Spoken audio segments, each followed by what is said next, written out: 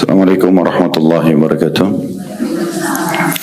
Alhamdulillah, tidak pernah berhenti, selalu kita bersyukur, berterima kasih kepada Allah Subhanahu wa taala, selalu memuji dan memujanya dengan penuh keyakinan bahwasanya Allah itu memiliki sifat-sifat dan nama-nama yang mulia.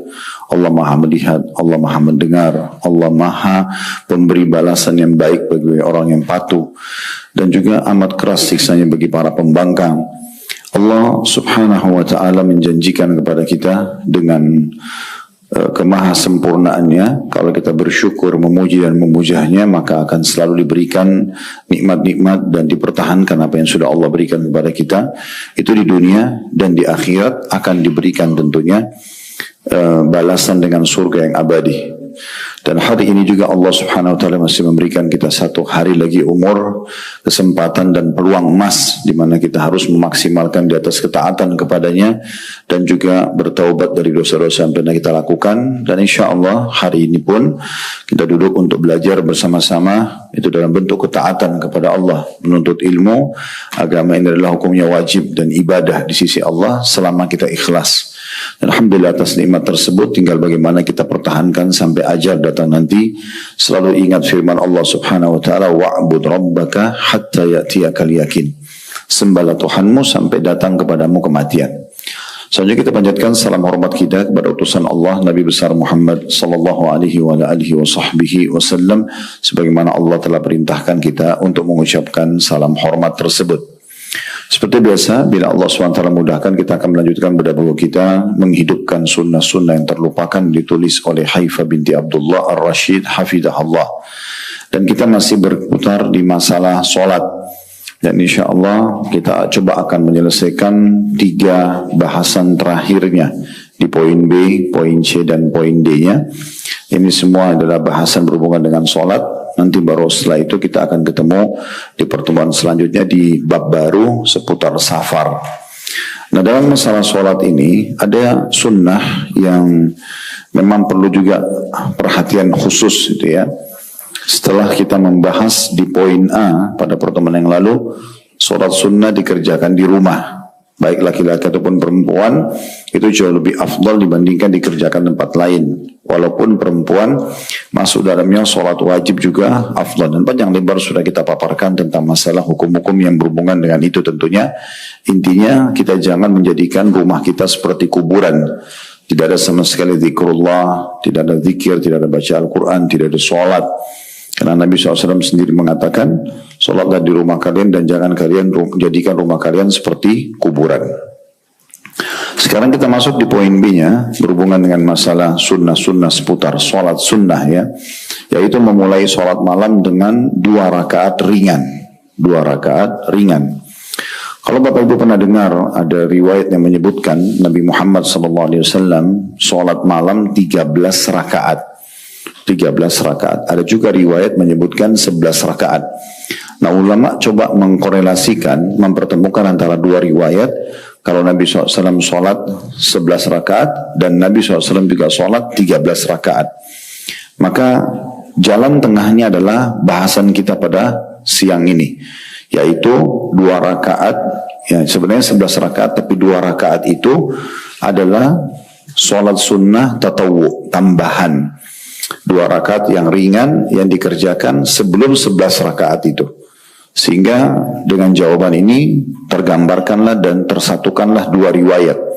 Dua-duanya dari Aisyah radhiyallahu anha. Yang pertama, Aisyah mengatakan Nabi SAW tidak pernah di Ramadan ataupun di luar Ramadan sholat lebih dari 11 rakaat. Ya. Ada riwayat lain dari Aisyah juga, kalau Nabi SAW pernah sholat malam 13 rakaat. Nah, mempertemukan antara 2 riwayat itu adalah 2 rakaat yang tambahan di riwayat yang kedua, 13 rakaat itu adalah apa yang dibahas pada siang ini. Artinya dia sholat tambahan 2 rakaat yang ringan untuk membiasakan diri kita dulu atau anggota tubuh untuk mengerjakan sholat yang panjang sesudahnya. Jadi memang di 2 rakaat ini kita baca surah-surah yang pendek. Nanti di rakaat selanjutnya baru kita baca surah yang panjang. Nah, surah lebih seperti itu yang dimaksud dengan judul di B kita, memulai sholat malam dengan 2 rakaat yang ringan. Kata penulis ini, hafizahullah, hal itu disebutkan dalam sabda dan perbuatan Nabi Muhammad SAW.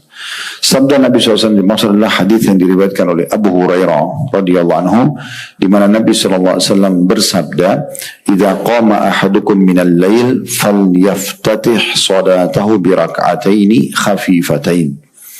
Apabila salah seorang di antara kalian apabila salah seorang di antara kalian hendak sholat malam, maka awalilah dengan sholat ringan 2 rakaat. Diriwayatkan oleh Muslim dan juga Abu Daud.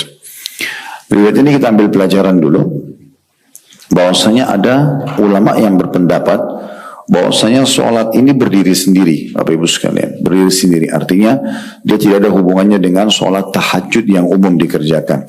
Tadi sudah kita sempat singgung itu ya. Ini betul-betul sholat sunnah tatawu, tambahan yang dikerjakan untuk ya membiasakan tubuh kita dulu, anggota tubuh menerima dan akhirnya bisa mudah mengerjakan sholat sesudahnya. Nah seperti itu. Ada juga yang mengatakan pendapat yang lain, bahwa yang dimaksud dengan hadis ini adalah tetap 11 rakaat sholat malam, 8 rakaat tahajud dan 3 witirnya, tapi 2 rakaat pertamanya ringan. 2 rakaat pertamanya ringan. Misalnya 2 rakaat pertama kita baca surah-surah pendek, kemudian nanti rakaat keempat 3 sama 4, 5 sama 6, 7, 8 baru kita baca surah-surah yang panjang. Dulu tidak asing buat kita juga hadis-hadis Nabi SAW yang menyebutkan tentang anjuran membaca 100 ayat per malam, ada yang sampai 1000 ayat per malam gitu ya. Nah itu memang anjuran untuk memperbanyak bacaan ini, karena sholat malam dianjurkan baca surah yang panjang. Nah, dan saya sudah sampaikan fatwa ulama membolehkan kita memegang mushaf ya. Kalau sekarang mungkin kita pegang aplikasi Al-Quran di handphone kita, supaya kita bisa mengkhatam Al-Quran dengan rutinnya sholat malam, memulai dari surah Al-Baqarah, kemudian terus sampai selesai, baru Al-Imran, sampai selesai Al-Nisa, sampai selesai Al-Madiyyah, sampai selesai begitu terus sampai surah An-Nas. Nah, cara yang terbaik adalah memang kita kalau belum hafal Al-Quran bisa menggunakan mushaf. Ini 2 gambaran dari riwayat ini. Jadi sekali lagi yang pertama adalah memang dia berbeda, 2 rakaat yang ringan ini bukan sholat tahajud yang umumnya kita tahu, tapi dia sholat sunnah tambahan. Pendapat yang kedua, berarti nanti jadi 13 rakaat. Kalau sholat malamnya 11 rakaat jadi ada tambahan 2 rakaat. Pendapat yang kedua mengatakan tidak, yang dimaksud dengan 2 rakaat ringan ini adalah 2 rakaat pertama tahajudnya yang sengaja dia ringankan, baru kemudian dia tinggal lanjut, tetap jumlahnya 11. Adapun perbuatan Nabi SAW dimaksud adalah hadis yang diriwayatkan oleh Aisyah radhiyallahu anha. Beliau berkata, "Kana Rasulullah sallallahu alaihi wasallam idza qama min al-laili li yusalli iftataha salatahu bi raka'ataini khafifatain." Apabila, kata Aisyah radhiyallahu anha, apabila Rasulullah SAW bangun atau apabila bangun malam untuk mengerjakan sholat, Rasulullah SAW mengawali dengan mengerjakan sholat ringan 2 rakaat. Sholat ringan 2 rakaat. Nah, jadi 2 riwayat ya. Riwayat yang pertama perkataan Nabi sendiri yang menganjurkan kita agar membuka sholat malam kita dengan 2 rakaat ringan. Kemudian kalau perbuatan Aisyah yang bercerita bagaimana radhiyallahu anha sholat malamnya Nabi SAW, di mana beliau selalu atau sering kali mengawali sholat malamnya dengan 2 rakaat yang ringan. An-Nawawi rahimahullah, seorang ulama, menyebutkan dalam syarah Muslim, syarah Sahih Muslim, hadits ini merupakan dalil sunnahnya hal tersebut. Tujuannya adalah agar seseorang lebih semangat mengerjakan sholat pada rakaat selanjutnya. Itu ada footnote di bawah tentunya ya, di jilid dan halamannya. Ibnu Qayyim juga mengatakan rahimahullah dalam kitab namanya Zadul Ma'ad, ini buku tulisan beliau, menukil riwayat Ibnu Abbas radhiyallahu anhuma tidak menyebutkan bahwa Rasulullah SAW mengawali sholat malamnya dengan 2 rakaat ringan, sebagaimana telah disebutkan oleh Aisyah radhiyallahu anha. Jika demikian halnya, maka dimungkinkan beliau kadang-kadang melakukannya dan kadang-kadang tidak. Atau mungkin juga Aisyah radhiyallahu anha lebih tahu tentang hal itu daripada Ibnu Abbas radhiyallahu anhuma. Kemungkinan kedua inilah yang paling tepat, sebab Aisyah lebih sering bersama beliau, lebih perhatian maksudnya serumah dengan beliau dan yang paling tahu perihal sholat malam beliau. Sedangkan Ibnu Abbas radhiyallahu anhu dia hanya melihat beliau mengerjakan sholat malam ketika menginap di tempat bibinya. Oleh karena itu, jika ada perbedaan antara hadits Aisyah dan Ibnu Abbas radhiyallahu anhum ajma'in tentang salat malam beliau, maka yang dijadikan dasar hukum adalah hadits Aisyah, wallahu taala a'lam. Ini perkataan Ibnu Qayyim rahimahullah. Kalau kita simpulkan, Bapak Ibu sekalian, berarti di sholat tahajud itu sangat dianjurkan untuk, atau sholat tahajud selalu dianjurkan untuk dikerjakan. Sebagaimana kita pernah sampaikan juga, Aisyah berkata, radhiyallahu anha, jangan pernah kalian tinggalkan tahajud atau qiyamul lail, apapun alasannya, karena Nabi SAW pun kalau lagi letih, ya maka beliau tetap sholat sementara dalam kondisi duduk. Nah, sudah pernah kita jelaskan itu ya. Kalau sholat sunnah boleh Bapak Ibu duduk walaupun tidak punya uzur. Kalau sholat wajib hanya boleh duduk kalau ada uzurnya. Kalau betul-betul kita sakit nggak bisa berdiri, kalau wajib baru boleh duduk. Kalau duduk sakit kita masih bisa berbaring. Kalau sholat sunnah boleh duduk, boleh baring walaupun tidak ada uzurnya, tetapi pahalanya lebih sedikit. Sebagaimana Nabi SAW mengatakan, sholat duduk orang yang tidak punya udzur itu adalah setengah pahala orang yang berdiri, dan orang yang berdiri dan orang yang berbaring setengah pahala orang yang duduk. Ya. Jadi kita ambil pelajaran pertama, adanya motivasi untuk mengerjakan sholat malam dan jangan pernah tinggalkan. Ya, kurang lebih mungkin sepekan dari sekarang akan masuk Ramadan insyaAllah. Kita tahu ada tarawih.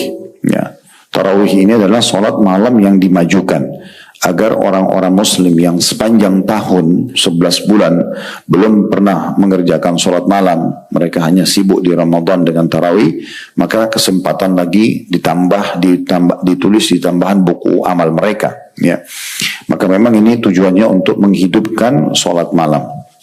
Dan ada hadis Nabi SAW yang lain, ketahuilah solat yang paling afdal setelah solat 5 waktu adalah solat tahajud atau solat qiyamul lail. Inilah solat yang paling menjanjikan buat kita, karena umumnya kata ulama orang tahajud itu solat sendirian dan biasanya lebih jauh dari riya, sehingga sangat dekat dengan diterimanya solat tersebut.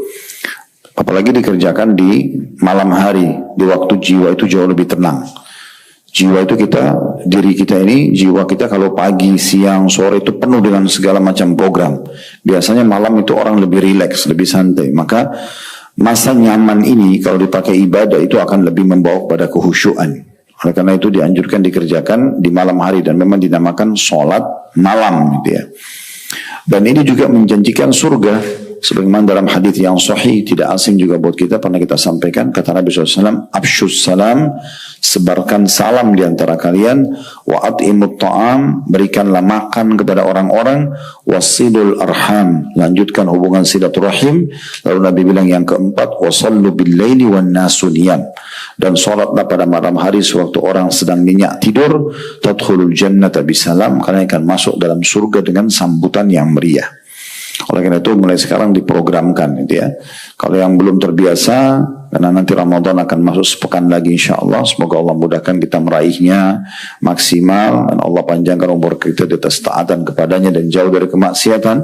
Allahumma amin. Maka kita sudah bisa mulai dari malam ini diprogramkan untuk sholat tahajud itu, ya.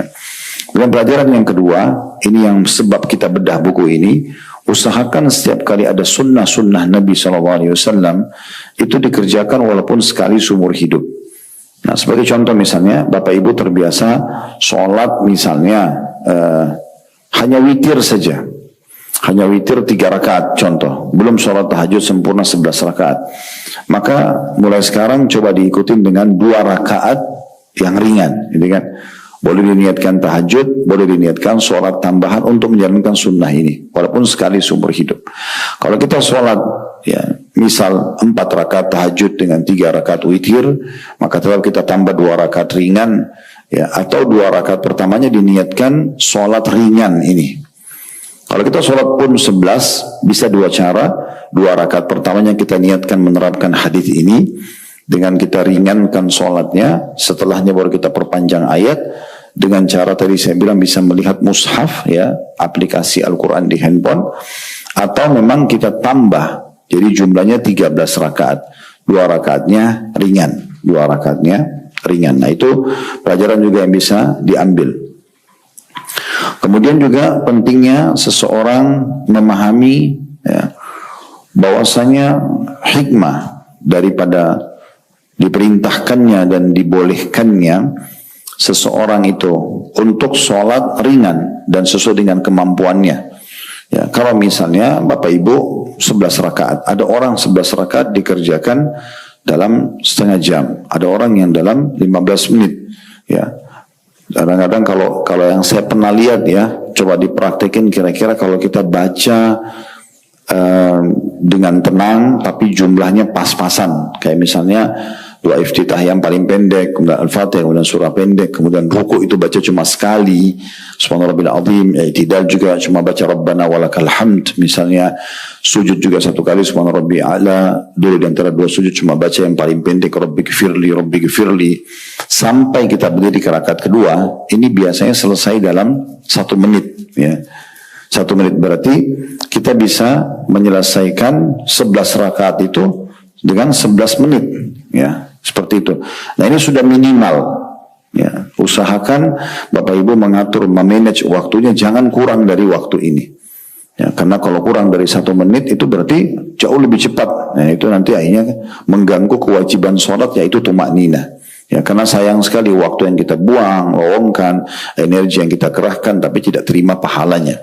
Ingat selalu sabda Nabi SAW bahwasanya ada orang pada hari kiamat nanti tidak terima pahala sholatnya kecuali 2/3. Ada yang tidak terima kecuali setengah, ada yang tidak terima kecuali 1/3, ada yang tidak terima kecuali 1/4, ada yang tidak terima kecuali 1/10 saja.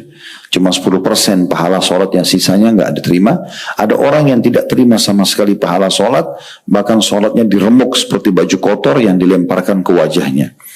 Jadi merasa rugilah Bapak Ibu sekalian kalau energi yang kita kerahkan, waktu yang kita lowongkan, lalu kemudian tidak mendapatkan hasil. Ya, jadi lebih baik kita betul-betul punya persiapan dengan niat untuk mengejar keutamaan ibadah ini. Ya, sayang karena sekali luput, misalnya tadi malam kita sholat malamnya luput atau kita lalaikan.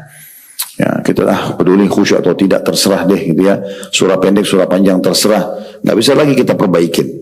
Misal Bapak Ibu ikut kajian ini tiba-tiba, oh ternyata enak yang sholat malam, pahalanya besar ya. Kita nggak bisa minta kepada Allah untuk dikembalikan tadi malam lalu kita perbaikin. Sekali kita mengerjakan misal angka 1 sampai angka 10, sholat kita di angka 3, kita nggak bisa perbaikin sama sekali.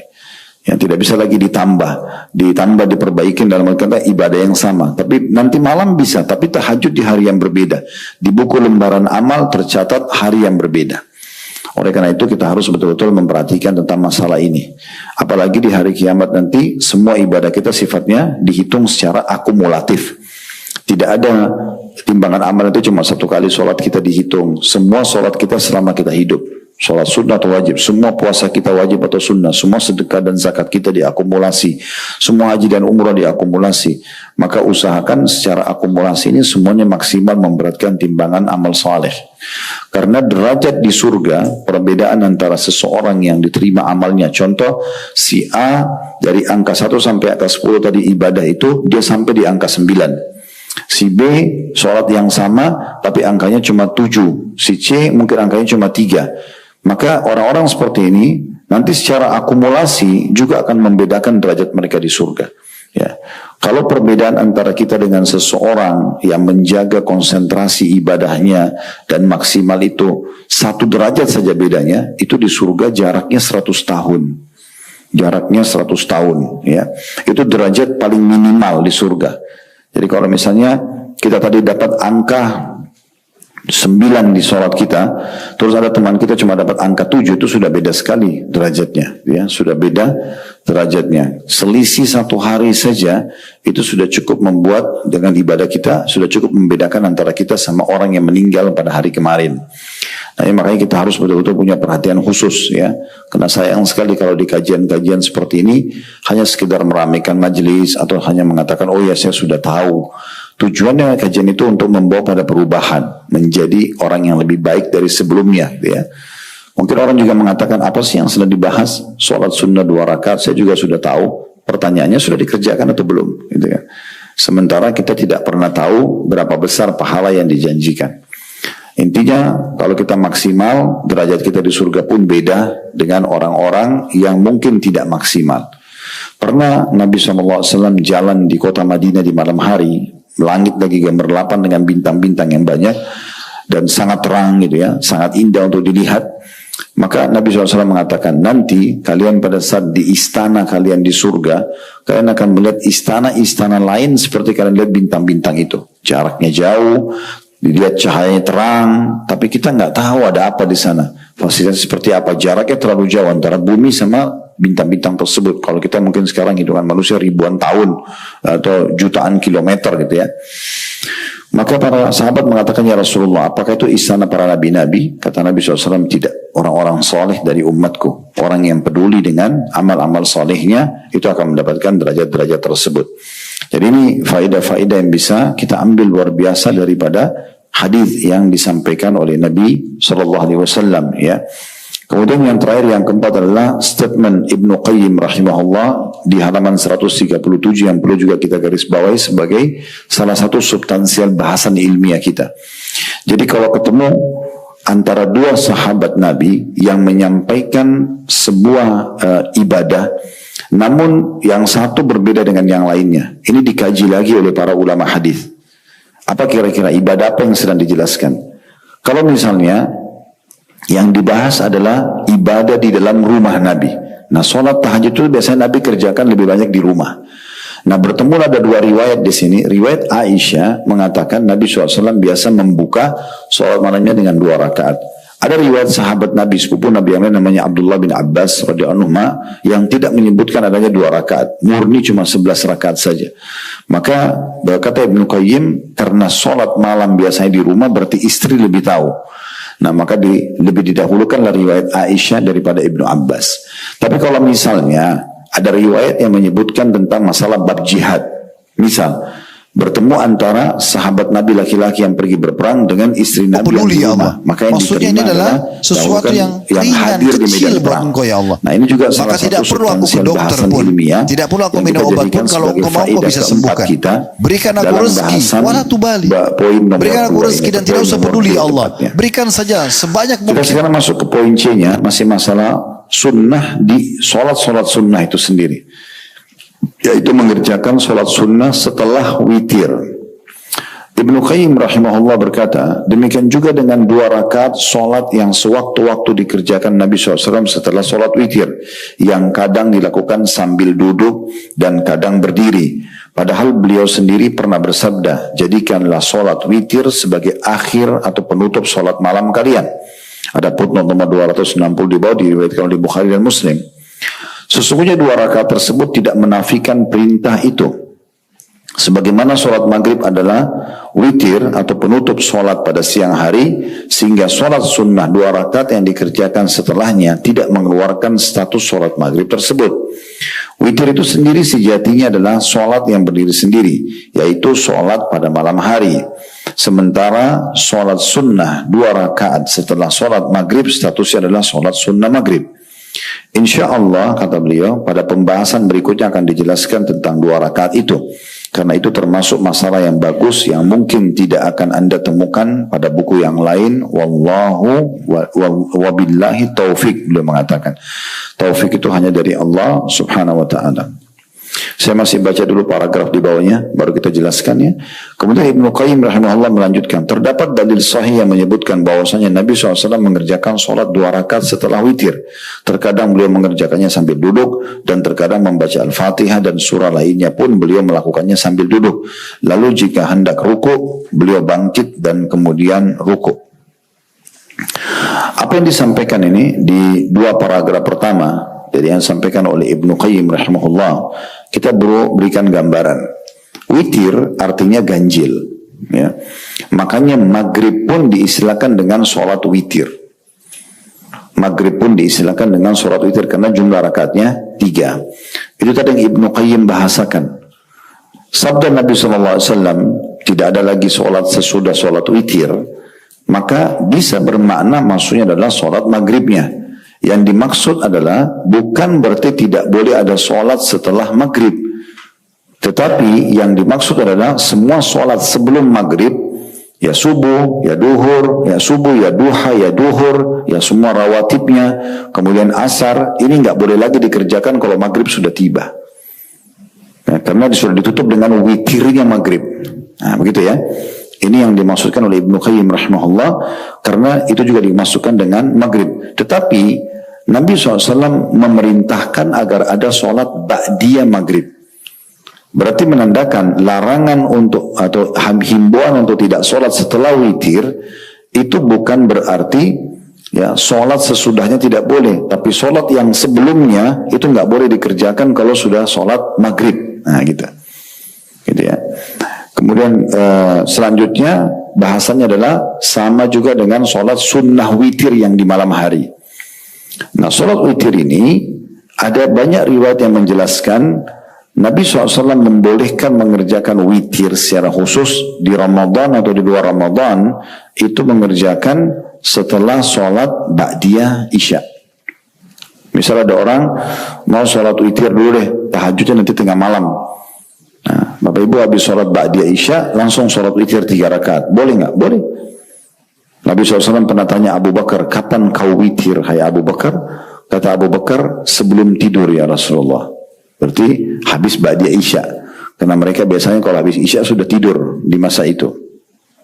Lalu Nabi SAW tanya kepada Umar, kapan kau witir? Kata Umar, di akhir malam, menjelang subuh.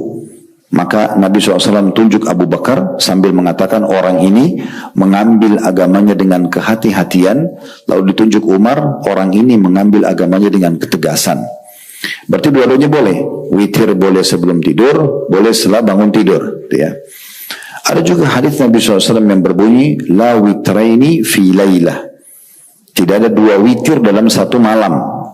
Jadi kalau kita sudah witir setelah ba'diyah isya, mau sholat tahajud lagi boleh tapi tanpa witir. Udah gak ada lagi witirnya. Jadi kita kalau sholat 3 rakaat misalnya setelah ba'diyah isya, berarti nanti tinggal sholat 8 rakaat tahajudnya. Minimal 2 sampai 8 rakaat gitu ya. Ada pendapat ulama yang mengatakan kalau ada orang tetap mau witir di akhir malam, ada satu opsi buat dia. Dia sholat dulu 1 rakaat. Dia sholat 1 rakaat niat untuk menggenapkan witir dia semalam. Jadi dia sholat 1 rakaat niatnya dalam hati untuk menggenapkan witirnya yang tadi malam, yang sebelum tidur. Jadi ini tuh 3 tambah 1 jadi 4. Terbukalah peluang lagi dia untuk witir yang kedua. Karena dia sudah mengubah witir yang ganjil tadi, itu menjadi genap. Itu salah satu opsi. Tapi tetap yang lebih afdal, seseorang tidak mengulangi witirnya dalam satu malam. Nah, ada penyampaian lagi Ibnu Qayyim rahimahullah, bahwasanya ada riwayat yang lain, Nabi SAW pernah selepas witir di malam hari, beliau sholat lagi 2 rakaat. Beliau sholat lagi 2 rakaat, tapi sholatnya sedikit agak unik karena sering kali beliau kerjakan dalam kondisi duduk.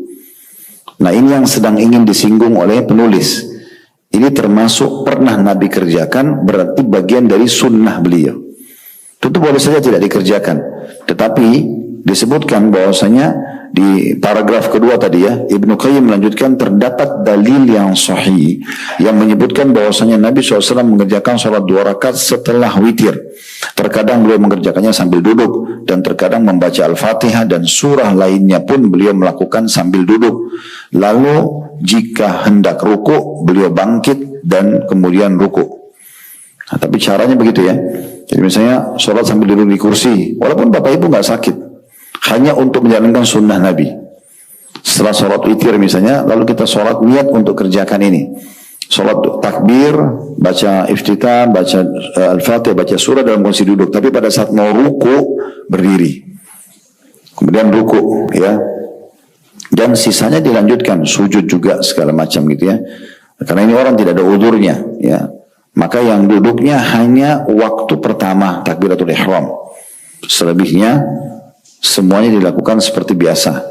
Ya, pada saat mau ruku kita berdiri lalu ruku, tidak tetap berdiri, sujud tetap dikerjakan dan seterusnya kecuali duduknya saja. Ya, awalnya saja. Setelah takbiratul ihram itu duduk. Jadi termasuk sholat yang Nabi SAW contohkan. Jadi bagaimana seseorang di antara kita mengerjakan ini walaupun sekali seumur hidup. Ya, walaupun sekali subuh. Ini sejalan sekali dengan hadis Aisyah yang tadi yang sempat saya sampaikan.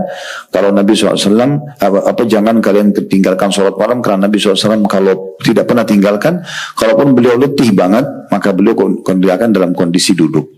Beliau kerjakan dalam kondisi duduk. Nah, ini dimaksud dengan mengerjakan sholat sunnah setelah witir. Kalau ada orang misalnya, selepas dia witir, tadi sudah kita katakan ya, hadis yang menyebutkan ya, jadikan sholat witir adalah sholat terakhir kalian, itu bukan berarti tidak ada sholat sesudahnya. Ya, tidak ada sholat. Jadi boleh saja orang setelah itu, saya kayaknya sudah witir habis ba'diyah isya, saya ingin sholat taubat dulu deh. Ya, sebelum tidur, saya khawatir tadi ada dosa yang saya lakukan. Ya sudah, dia tinggal sholat. Tidak menghalangi dia mengerjakan sholat setelah witirnya. Nah, itu yang dimaksud dengan dua paragraf ini. Dikatakan oleh beliau, yang dimaksud dengan Ibnu Qayyim dalil yang sahih itu adalah dari Abu Salamah bin Abdurrahman. Dia pernah bertanya kepada Aisyah radhiyallahu anha, "Kaifa kana salatu Rasulillah sallallahu alaihi wasallam?" Faqalat, "Kana yusalli 13 raka'ah. Yusalli 8 ركعات ثم يوتر ثم يصلي ركعتين وهو جالس فإذا أراد أن يركع قام فركع ثم يصلي ركعتين بين النداء والإقامة من صلاة الصبح." Ditanyakan kepada Ummul Mukminin Aisyah radhiyallahu anha, bagaimana sholat malamnya Rasulullah sallallahu alaihi wasallam? Aisyah menjawab, beliau sholat 13 rakaat. Beliau sholat 8 rakaat, maksudnya tahajudnya, lalu menutupnya dengan 3 rakaat witir, berarti 11 rakaat. Setelah itu beliau mengerjakan sholat 2 rakaat dengan duduk. Jika hendak ruku, beliau berdiri atau bangkit, lalu ruku.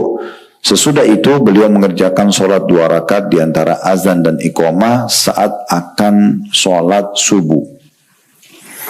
Riwayat ini memberikan pelajaran kepada kita yang pertama, kedudukan Aisyah radhiyallahu anha di mana beliau menceritakan tentang sholat malamnya Nabi SAW. Dan tadi sudah kita bilang, kalau berhubungan dengan ibadah dalam rumah, maka riwayat istri Nabi yang lebih didahulukan. Pelajaran yang kedua, disebutkannya tentang tata cara sholat malam Nabi. Beliau sholat 8 rakaat sholat tahajud. Dan ini ada riwayat yang lain menjelaskan 8 rakaat itu bisa 2 rakaat salam, 2 rakaat salam, 2 rakaat salam, 2 rakaat salam, atau 4 rakaat salam, 4 rakaat salam. Bisa juga Nabi pernah kerjakan 8 rakaat sekaligus. Ya, ini biasanya orang yang sudah rutin mengerjakan, ya, mereka sudah tidak terpengaruh lagi dengan jumlah rakaat. Mereka sudah bisa mengingatnya, karena biasanya orang kalau hafal Quran atau dia tidak mau memotong ayatnya, ayat Al-Quran dia sedang baca, biasanya dia sambung sampai 8 rakaat. Ya. Dengan cara misalnya dia tahu nih, dia baca 10 ayat pertama Al-Baqarah di rakaat pertama, berarti 1 sampai 10. Mulai dari ayat 11 sampai ayat 20 di rakaat kedua. Nah, gitu seterusnya 21 sampai 30 di rakaat ketiga. Orang seperti ini dia nggak akan lupa kalau dia sudah berada di rakaat keberapa, karena dia tahu dia baca ayat kan berapa puluh gitu ya. Itu contohnya. Dan juga ini perlu kami berbagi, tidak ada salahnya Bapak Ibu sesekali, walaupun sekali seumur hidup, kita coba terapkan semua tata cara sholat malamnya Nabi.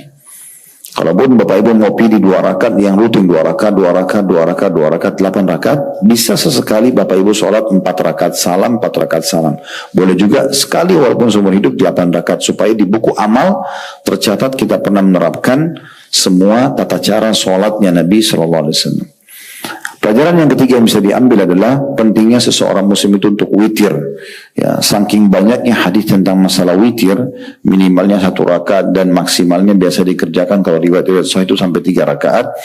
Ini saking banyaknya riwayat sampai Abu Hanifah rahimahullah memasukkan dalam kitab sholat dalam buku fikih beliau tentang wajibnya sholat witir. Jadi selain sholat 5 waktu dan sholat Jumat, itu Abu Hanifah masih memasukkan witir itu adalah bagian dari sholat wajib. Karena terlalu banyak hadis-hadis yang menyebutkan tentang masalah ini. Apalagi di antara sholat yang Nabi tidak pernah tinggalkan walaupun musafir, itu adalah sholat malam, di antaranya witir dan 2 rakaat sholat sunnah fajr. 2 rakaat sholat sunnah fajr. Pelajaran yang keempat yang bisa diambil adalah, ini yang menjadi saksi bahasan kita, bolehnya seseorang sholat sunnah lagi sesudah witir, karena tadi sudah kita jelaskan, saya ingatkan lagi, riwayat yang menyebutkan Nabi SAW bilang, ya jadikan witir adalah sholat terakhir kalian, bukan artinya tidak boleh sholat sesudahnya.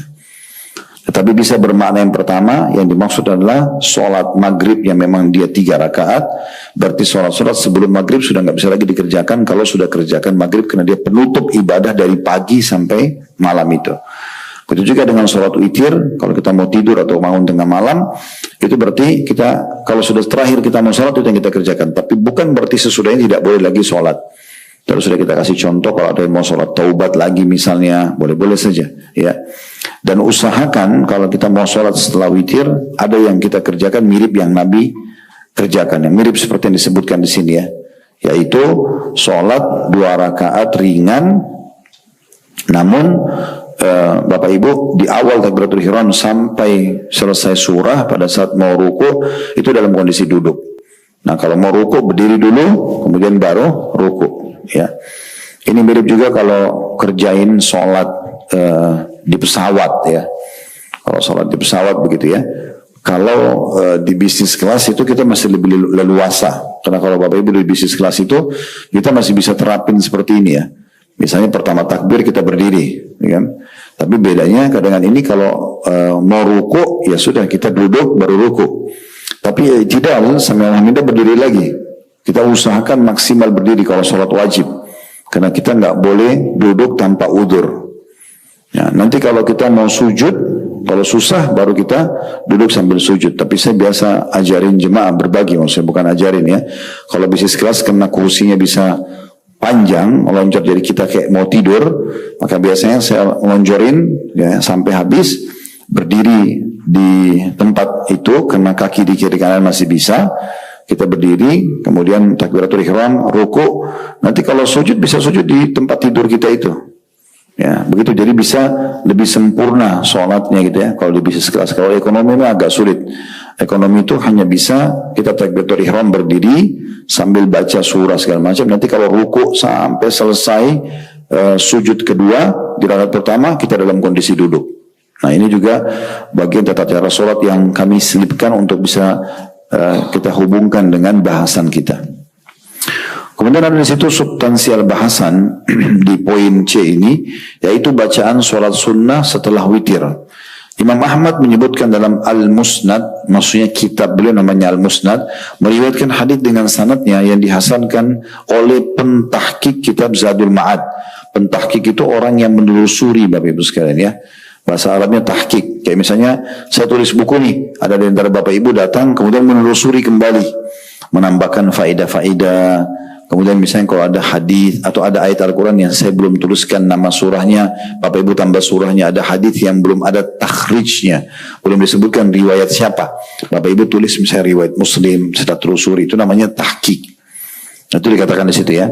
Imam Ahmad dalam Al-Musnad, maksud nama buku beliau, meriwayatkan hadis dengan sanadnya, maksudnya lengkap sanadnya, yang dihasankan oleh pentahqiq, orang yang menelusuri kitab Zadul Ma'ad. Bukunya Ibnu Qayyim Zadul Ma'ad. Ya, ini hadis dari Abu Umamah radhiyallahu anhu yang mengatakan anna Rasulullah sallallahu alaihi wasallam kana yusalli raka'ataini ba'dal witri wa huwa jalis yaqra'u fihima bi idza zulzilatil ardu zilzalaha wa qul ya ayyuhal kafirun. Rasulullah SAW mengerjakan sholat sunnah 2 rakaat setelah sholat witir dalam kondisi duduk. Beliau membaca surah Al-Zalzalah, ya, idza zulzilatil ardu zilzalaha, dan surah Al-Kafirun, qul ya al-kafirun pada rakaat yang keduanya. Ini riwayat yang merincikan tentang bacaan Nabi di 2 rakaat yang ditambah setelah witir. Hadis di atas mempunyai satu penguat dalam riwayat Ad-Darul Qutni. Darul Qutni nama perawi hadis juga ataupun buku hadis, dari hadis Anas radhiyallahu anhu. Darul Qutni berkata, Abu Bakar, yakni gurunya yang bernama Ibnu Abi Dawud, berkata pada kami, sunnah ini hanya diriwayatkan oleh penduduk Basra dan diamalkan pula oleh penduduk Syam. Riwayat ini disahihkan oleh Al-Albani di dalam Sifatus Shalah. Nama buku namanya Sifatus Shalah. Ya. Intinya sebenarnya kalau kita mau kerjakan sholat 2 rakaat sunnah ini dalam kondisi duduk di awal takbiratul ihram, dan kalau ruku sampai selesai semuanya sempurna seperti sholat biasa, itu dianjurkan juga menambah rakaat pertama membaca surah Zalzalah, rakaat kedua membaca surah Al-Kafirun. Itu diantara sunnahnya.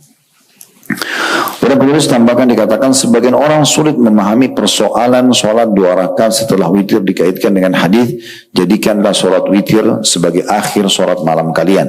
Kesulitan tersebut sudah dijawab oleh Ibnu Qayyim sebagaimana telah disebutkan pada bahasan terdahulu, lihat Zadul Ma'ad karya beliau di jilid 1 halaman 333 rahimahullah, dan dalam kitab Al-Fatawa karya Ibnu Utsaimin disebutkan juga jilid dan halamannya, yang di dalamnya penulis mengakhiri penjelasannya dengan ungkapan demikian pendapat Ibnu Qayyim dan sejumlah ulama. Nah, oleh karena itu amalkanlah sholat sunnah setelah sholat witir sewaktu-waktu, bukan rutin tapi sesekali. Ya, lalu dikatakan wallahu a'lam atau wallahu ta'ala alam, Allah lebih tahu tentunya. Sekarang kita masuk ke bahasan terakhir di bab ini tentang masalah sunnah dalam sholat sunnah. Di poin D-nya, sholat sunnah sepulang dari sholat id. Ya, habis sholat idul adha, idul fitri, ada himbauan untuk sholat sunnah.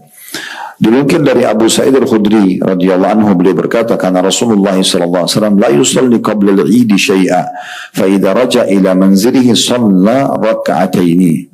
Rasulullah SAW tidak mengerjakan sholat apapun sebelum sholat id, dan saat pulang ke rumah setelah sholat id beliau mengerjakan sholat 2 rakaat. Ada footnote di bawah 267 diriwayatkan Ibnu Majah dan dihasankan oleh Syekh Albani.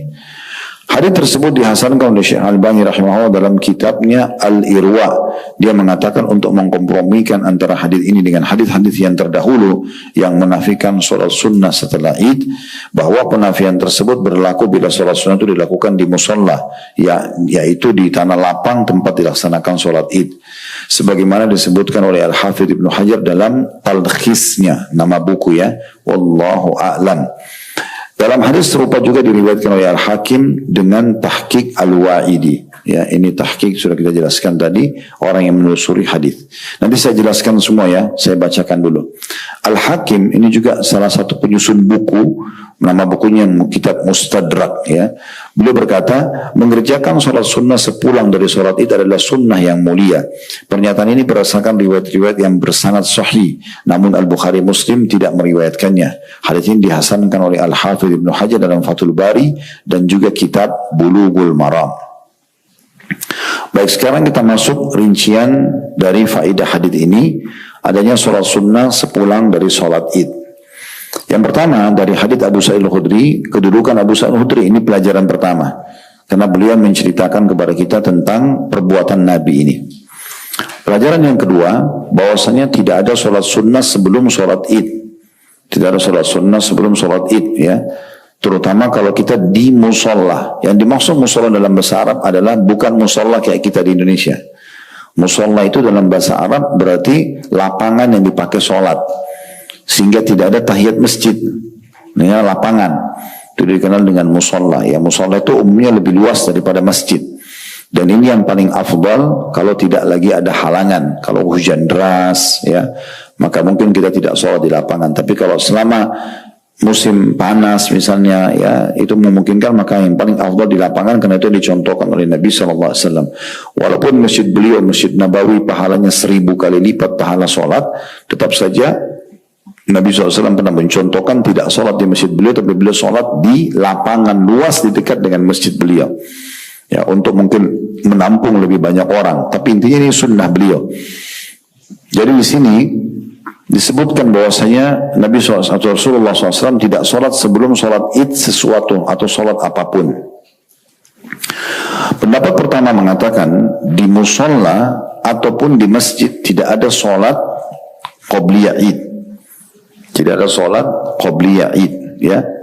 Terlebih lagi id ini kan sholat id dikerjakan pas matahari terbit. Berarti memang kita kalaupun masuk ke masjid nggak ada sholat sunnah, karena dilarang sholat sunnah di waktu itu. Jadi masuk masjid ya duduk aja sudah. Di musola juga begitu, karena itu waktu terlarang sholat, nggak boleh. Nah ini pendapat yang paling kuat berhubungan dengan masalah itu. Ya. Ada pendapat yang lain yang kedua mengatakan bahwasanya dibedain kalau musola lapangan tidak ada sholat. Dan itu yang dimaksud dengan riwayat ini. Karena Nabi SAW sholat idnya di lapangan. Tapi kalau seseorang sholat di masjid, maka dia masih boleh mengerjakan tahiyat masjid. Ya, karena pendapat ini mengatakan tahiyat masjid itu ya berbeda dengan sholat sunnah yang dilarang. Karena sholat jenazah, sholat tahiyat masjid, ini sholat-sholat yang dikerjakan walaupun di waktu yang terlarang. Gitu ya. Kita misalnya masuk masjid subuh, ya, habis sholat subuh, ada kajian, maka sebagai bentuk penghormatan dalam pendapat ini boleh sholat tahiyat masjid baru duduk, gitu ya. Nah, tapi Allahu a'lam pendapat yang lebih dekat dengan yang benar adalah pendapat yang pertama tadi. Jadi memang betul-betul sebelum sholat id tidak ada sunnah di musola ataupun di masjid, gitu ya. Kemudian pelajaran ketiga yang bisa diambil adalah adanya anjuran untuk mengerjakan sholat 2 rakaat di rumah sesudah sholat id. Di rumah, makanya ada perkataan faida raja ila manzilihi sholat rakaatin. Kalau Nabi SAW pulang ke rumah beliau sholat 2 rakaat. Di sini khilaf juga di antara ulama apa sholat ini. Tapi pendapat yang paling kuat mengatakan kemungkinan besar adalah sholat duha. Sholat duha, karena itu waktu duha. Ya. Dan sholat duha kita tahu utamanya sangat besar dan Nabi SAW tidak pernah tinggalkan. Maka kemungkinan besar adalah 2 rakaat ini 2 rakaat sholat duha. Ya. Walaupun ada pendapat yang mengatakan yang lain dan ini tidak terlalu kuat mengatakan itu sholat secara umum, sholat tatawu. Ya, ada sholat lagi yang dikerjakan setelah pulang dari sholat id. Tapi intinya mengerjakan sholat di rumah setelah sholat id bagian daripada sunnah Nabi Sallallahu Alaihi Wasallam. Sebagaimana sunnah juga kalau kita pulang dari sholat id kita berbeda jalan, ya, jalan yang kita lalui, kita pergi ke musola atau masjid, pulangnya kita usahakan cari jalan yang lain. Itu juga termasuk sunnah Nabi Sallallahu Alaihi Wasallam, ya. Selain untuk menunjukkan syiar kaum muslimin, kalau kita tuh banyak dan juga bisa ya mendapatkan pahala dari contoh Nabi Sallallahu Alaihi Wasallam sendiri. Nah ini bagian daripada hal yang perlu digarisbawahi tentunya, ya. Ini yang perlu digarisbawahi. Baik, kalau sampai sini tadi 3 bahasan kita berhubungan dengan masalah memulai sholat malam dengan sholat ringan, kemudian mengerjakan sholat sunnah setelah witir, dan sholat sunnah sepulang dari sholat id. Ada yang mau bertanya? Tentu silahkan, bisa diajukan pertanyaannya. Baik, sambil menunggu mungkin pertanyaan kalaupun ada yang masuk nanti, kita akan coba bacakan karena saya lihat masih ada waktu untuk membaca bab yang baru kita tentang bab ke-7, ya, sunnah seputar safar. Sunnah seputar safar, itu ya. Nah, poin pertama yang perlu digarisbawahi dalam sunnah seputar safar ini adalah pentingnya ada amir safar namanya. Ada pemimpin safar. Jadi walaupun bapak ibu sekeluarga aja, misalnya ibu sama suami sama anak-anak, tetap tunjuk amir safar. Misalnya suami jadi amir safarnya. Nah, amir safar ini maksudnya pemimpinnya. Dia bilang jalan-jalan, dia bilang istirahat harus diikutin. Ya, ini menunjukkan tentang pentingnya kedudukan pemimpin dalam Islam. Ya, kita ada pemimpin sholat, ya, imam. Imam ini diikutin, tidak boleh dilanggar. Ya, walaupun dia keliru dalam jumlah rakaatnya, asal bukan dia sengaja, ya. Misal kita sholat 4 rakaat duhur nih sama imam. Ternyata di rakaat kedua imamnya belum tahiyat. Di rakaat kedua imamnya belum tahiyat. Lalu kita ingatkan, bagi laki-laki bilang subhanallah, bagi perempuan memukul punggung telapak tangan, ya. Maka kalau imamnya tetap aja lanjut ke rakaat ketiga, dia pikir itu sudah rakaat ketiganya gitu, ya, atau masih rakaat pertama dia nggak tahiyat, maka tetap kita harus ikut. Kalau kita tahu ternyata dia kurang rakaatnya, kita boleh menambah setelah salam gitu, ya. Ada juga pemimpin dalam safar, ini akan kita bahas nanti. Ada pimpinan atau amir safar namanya. Kemudian ada pemimpin di medan perang, panglima perang yang wajib dipatuhi, nggak boleh dilanggar. Kemudian ada suami di rumah, ya, bagi ibu-ibu yang wajib dipatuhi, kalau keluar harus izin dan segala macam berhubungan dengan masalah itu. Kemudian yang terakhir adalah pimpinan negara. yang wajib dipatuhi oleh masyarakatnya, semua itu selama bukan maksiat kepada Allah subhanahu wa ta'ala. Nah, dalam safar ini perlu diperhatikan, walaupun ini hukumnya sunnah secara fikih, artinya tidak ada amir safar juga nggak apa-apa, tapi kenapa kita kehilangan peluang ini? Toh kita juga akan safar gitu ya, walaupun hanya 2 orang misalnya.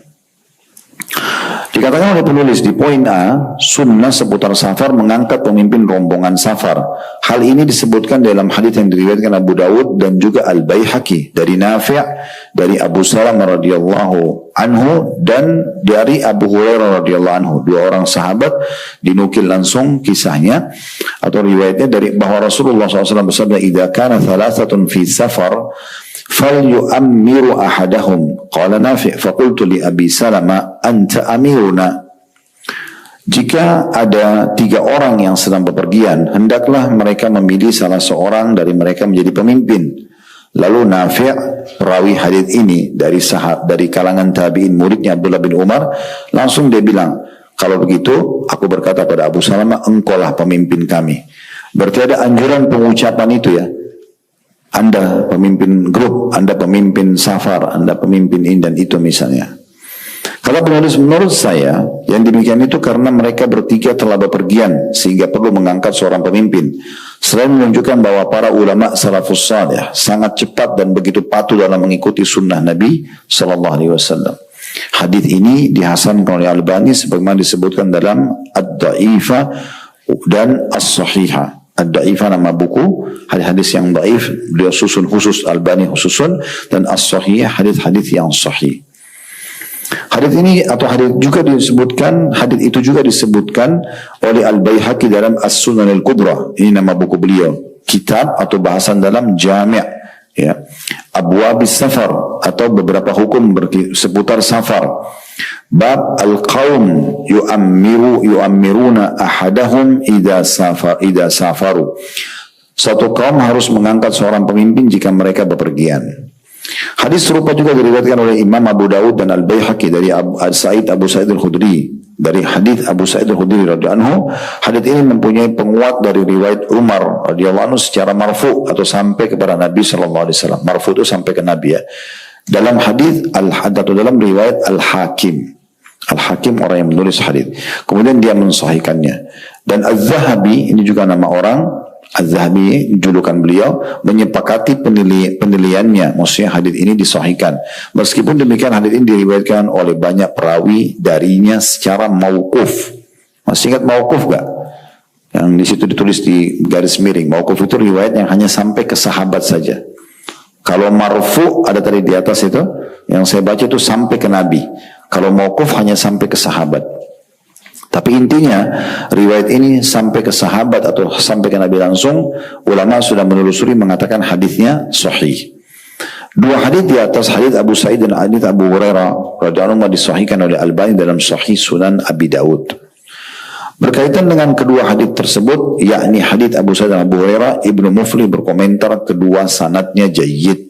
Jayyid artinya bisa diterima. Bisa diterima. Saya baca dulu semua baru kita jelaskan lagi ya. Al-Khattabi, nama seorang ulama juga, menyebutkan dalam kitab Ma'alimus Sunan, ya, milik dia, mereka diperintahkan mengangkat salah satu di antara mereka sebagai pemimpin supaya urusan mereka menjadi milik bersama, tidak terpecah belah karena perbedaan pendapat dan tidak terjadi perselisihan yang membuat mereka mendapat kesulitan. Baik, sampai sini saya akan jelaskan dulu dari hadits ini. Hadits ini ya, yang pertama bisa diambil pelajaran adanya ya rukhsah atau bolehnya seorang muslim dan muslimah safar. Boleh orang safar, dan dalam kehidupan tidak mungkin tidak ada safar gitu ya. Yang penting safar itu memenuhi ya kriteria bolehnya. Yang pertama sekali, safarnya untuk ketaatan kepada Allah. Artinya kalau safar untuk maksiat, safar untuk berzina, safar untuk main judi, safar untuk foya-foya maksiat pada Allah, intinya itu tidak boleh. Ya. Yang kedua, ya, bagaimana dalam safar itu dia hanya menyelesaikan hajatnya lalu pulang. Karena ada sabda Nabi SAW menganjurkan seorang musafir kalau sudah selesai hajatnya tidak berlama-lama. Ya, itu memang perintah Nabi SAW begitu. Ya. kita memang sudah selesai hajat kita di negeri itu, di kota itu, maka selesai, kita pulang. Ya. Yang ketiga, memahami fikih-fikih safar, di antaranya sholat jamak dan qasar. Ya, di antaranya rukhsah keringanan untuk membatalkan puasa Ramadan, ya, walaupun dia tidak kehausan. Ya, boleh saja dia membatalkan puasanya, dan tidak boleh orang-orang yang berpuasa menyalahkannya. Sebagai contoh misalnya nanti Ramadan nih, kan ada umrah Ramadan, itu afdal ya. Umrah yang paling afdal setahun itu adalah umrah Ramadan, karena Nabi SAW mengatakan umrah Ramadan sama pahalanya haji bersamaku. Sekarang Bapak Ibu naik pesawat nih, Jakarta Jeddah 9 jam atau Jakarta Madinah 10 jam misalnya. Nah, dalam perjalanan itu Bapak Ibu sebenarnya tidak haus lagi di pesawat, duduk enak gitu ya. Tapi berpikir, ini safar, saya ingin mengambil rukhsah keringanannya. Boleh. Dan tidak boleh orang yang puasa menyalahkan. Saya temannya buka puasa, kok kamu nggak tahan sih, padahal enak aja kok. Nah, nggak boleh, dia nggak boleh nyalahkan. Karena ada riwayat sahih menyebutkan masalah itu ya. Waktu pertama disyariatkannya puasa Ramadan di tahun 2 Hijriah, itu pertama kali disyariatkan. Dan Nabi SAW diperintahkan untuk menuju ke Badar oleh Allah SWT. Di saat itu, sahabat-sahabat mengatakan, ada di antara kami yang puasa, ya, dan ada di antara kami yang berbuka puasa, karena safar. Tetapi pesannya begini, hanya saja yang puasa tidak menyalahkan yang buka puasa, dan buka puasa tidak menyalahkan yang puasa. Syekh bin Baz rahimahullah, seorang ulama besar di Saudi, beliau pernah mau safar, itu tinggal 5 atau 10 menit lagi azan maghrib, beliau sengaja batalkan. Itu tinggal 5-10 menit lagi. Lalu ditanya orang-orang, kenapa anda batalkan? Tinggal tunggu 5-10 menit, baru kemudian dia bilang, karena saya ingin mendapatkan pahala sunnah ini. Gitu. Dan menunjukkan kepada orang, bolehnya orang membatalkan. Kalau kita mau puasa, boleh, itu hak kita, tidak masalah. Tapi jangan salahkan orang yang mengambil keringanan. Ini namanya memahami fikih safar. Gitu kan? Boleh nggak saya sementara safar, saya tidak mau jamak qasar, saya anggap diri saya mukim. Boleh. Tapi nggak boleh anda salahkan orang yang mengambil keringanan untuk jamak qasar. Haknya mereka. Tapi kan Ustaz, saya cuma di rumah anak saya cuma jalan-jalan tamasya. Nggak ada urusan.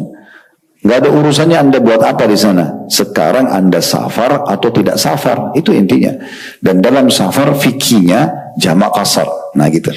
Maghrib sama Isya, maghrib tab 3, Isyanya 2 rakaat. Karena yang di qasar itu yang dipangkas hanya 4 rakaat. Maghrib tidak dipangkas.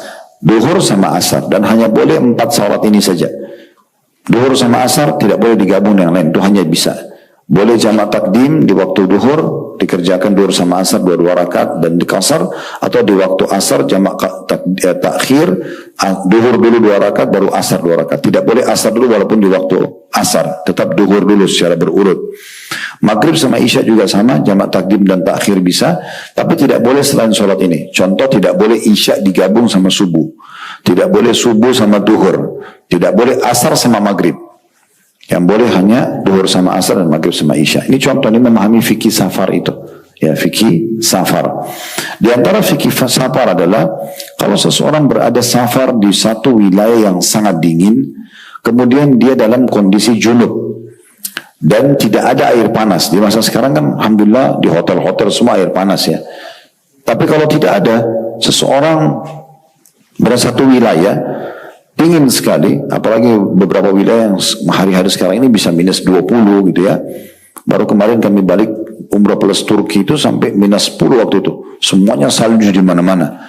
Tapi alhamdulillah di hotel masih ada air panas.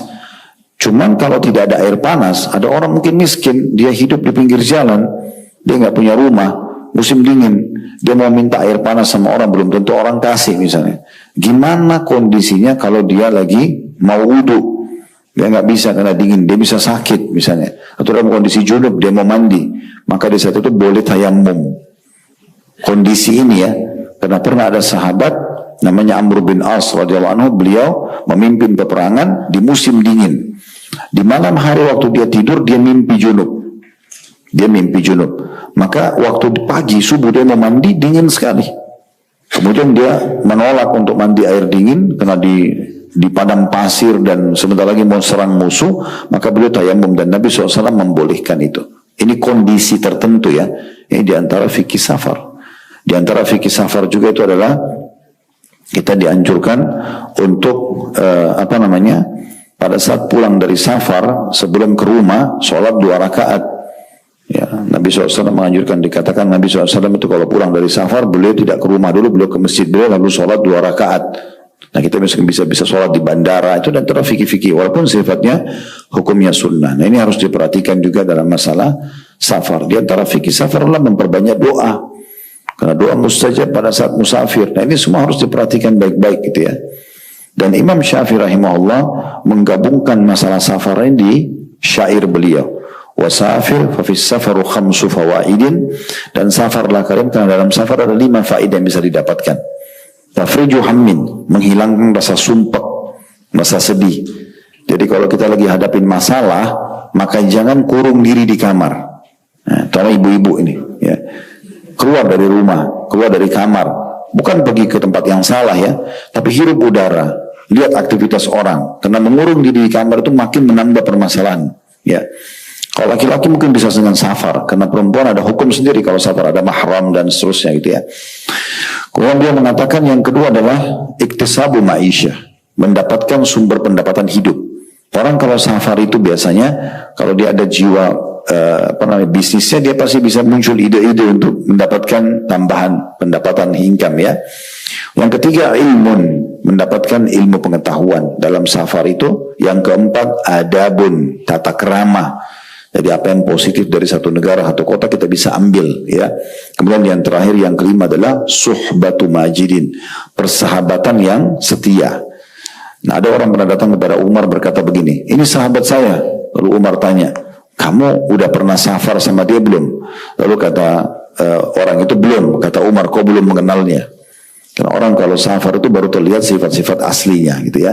Nah seperti itu kurang lebih gambaran. Nah ini pelajaran pertama dari riwayat ini, adanya safar dalam Islam dan diajar, ditata caranya, dan ada hukum-hukumnya berhubungan dengan masalah itu. Pelajaran yang kedua, ini jadi saksi bahasan kita pentingnya seseorang memilih pemimpin dalam safar tersebut dan menggunakan lafaz, Anda pemimpin kami. Misal ibu bilang sama suaminya, mulai sekarang pimpin kami safar ya gitu ya. Jadi mungkin dia yang baca doa safar, dia yang mengatakan kita istirahat sebentar, kita jalan, atau mungkin membatalkan safar itu. Tengah jalan ternyata ada bahaya di depan, maka dia ambil keputusan untuk kembali misalnya. Nah seperti itu. Dan tadi Al-Khattabi sudah menyebutkan dalam kitab Ma'alimus Sunan beliau, diperintahkan untuk mengangkat salah satu di antara mereka sebagai pemimpin supaya urusan mereka menjadi milik bersama. Ya, didiskusikan sama-sama, tidak berpecah belah. Jadi jangan fahami, oh kalau pemimpin kan dia otoriter. Enggak, pemimpin juga akan bermusyawarah dengan orang-orang yang sedang dipimpinnya gitu ya. Jadi agar mereka tidak berpecah belah karena perbedaan pendapat dan tidak terjadi perselisihan yang membuat mereka mendapatkan kesulitan. Al-Allama atau seorang alim yang bernama Ibnu Utsaimin berkata, ini paragraf terakhir di halaman 143 ya. Dalam kitabnya Kitabul Ilm mengatakan Rasulullah SAW memerintahkan kepada para sahabat untuk mengangkat seorang pemimpin manakala bepergian karena mereka akan meninggalkan kota-kota dan juga desa-desa yang ada pemimpinnya secara umum. Jadi diperintahkan untuk punya pemimpin, kenapa? Karena mereka sudah keluar dari satu wilayah yang tadinya ada pemimpin mereka.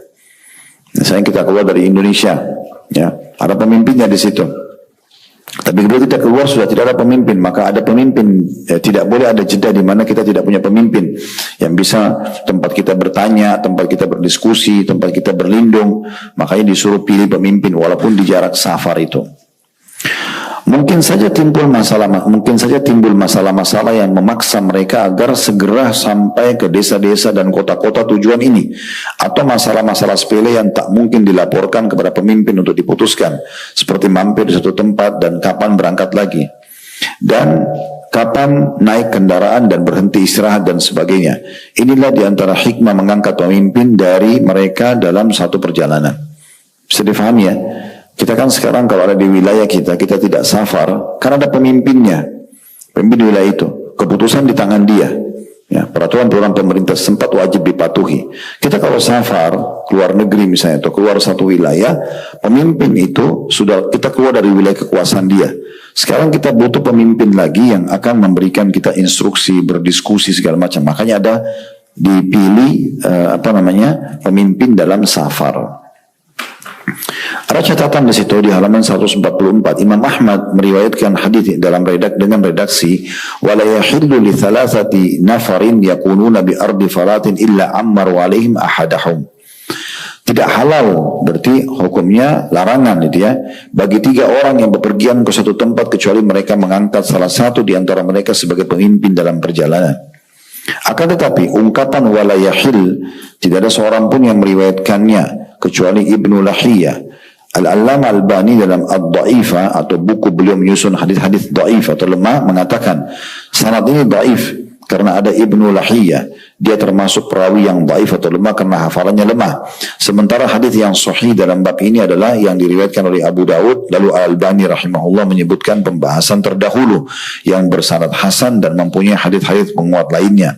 Merujuklah dalam atau kepada kitab Al-Majma' jika Anda berkehendak. Semua riwayat yang disebutkan di dalamnya menggunakan redaksi perintah, tidak ada satupun yang menggunakan ungkapan wala yahil seperti halnya yang diriwayatkan oleh Ibnu Lahiyah, seorang yang dhaif lagi mungkar. Makanya ditulis dalam kolom itu catatan, maksudnya notnya di situ ya. Jadi riwayat ini ya, potongan awal hadis wala yahillu dan tidak halal itu dianggap dhaif oleh Syekh Albani. Artinya riwayat ini kita tidak pegang, kita pegang riwayat yang langsung saja himbauan Nabi untuk mengangkat seorang pemimpin kalau safar 3 orang.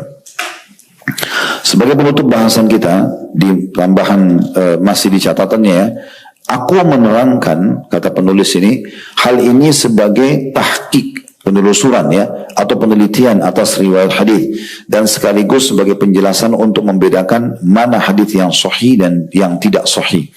Karena terkadang dengan mengetahui hal tersebut akan ditemukan kesimpulan-kesimpulan yang penting. Jelasnya ungkapan wala yahil menunjukkan haramnya tidak mengangkat seorang pemimpin, sedangkan ungkapan perintah tidaklah menunjukkan hal demikian. Namun ini adalah ungkapan jelas yang tidak perlu ditafsirkan. Oleh karena itu para ulama berbeda pendapat tentang hukum mengangkat seorang pemimpin dalam perjalanan. Ada yang menyunahkan dan ada juga yang mewajibkan. Saya redaksi hadits Ibnu Lahiyah ini sahih atau redaksi hadits Ibnu Lahiyah itu sahih, tentu ia akan memutuskan perbedaan pendapat yang ada. Aku tetap menjelaskan ini meskipun sebetulnya aku merajihkan atau menguatkan pendapat yang mewajibkan. Mengingat dasar hukumnya adalah perintah yang berarti mewajibkan sebagaimana disebutkan dalam kitab dalam ilmu usul fikih. Sampai di sini perkataan Al-Albani. Ya, sampai sini bahasan kita insyaAllah. Kedepannya ditandain aja. Kita akan lanjutkan di poin B ya. Salat sunnah di atas kendaraan tanpa menghadap ke kiblat. Ini diantara hal yang perlu difahami dalam safar ya. Allahu a'lam. Baik, tentu paragraf catatan tadi sudah bisa difahami ya. Artinya penulis lebih memandang bahwasanya memilih pemimpin atau menuju pemimpin itu adalah wajib hukumnya. Walaupun beliau tidak setuju dengan riwayat Ibnu Lahiyah tadi ya, yang meriwayatkan hadis yang Imam Ahmad nukil tentang beliau karena dianggap lemah gitu ya. Karena dianggap lemah.